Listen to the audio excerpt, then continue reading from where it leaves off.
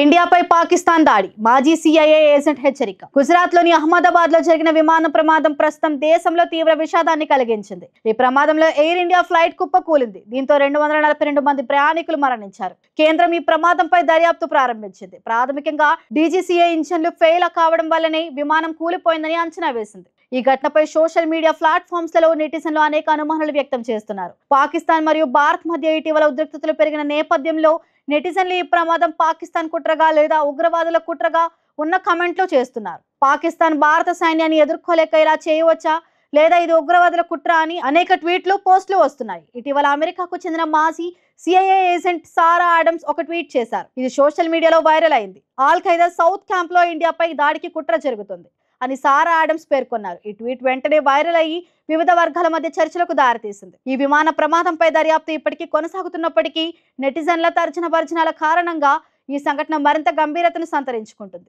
అయితే ఇలాంటి ఘటనలపై సరైన విచారణ జరిపి నిజానిజాలు తేల్చాలని నిపుణులు అంటున్నారు. మరిన్ని అప్డేట్స్ కోసం చూస్తూనే ఉండండి కైజర్ న్యూస్ తెలుగు.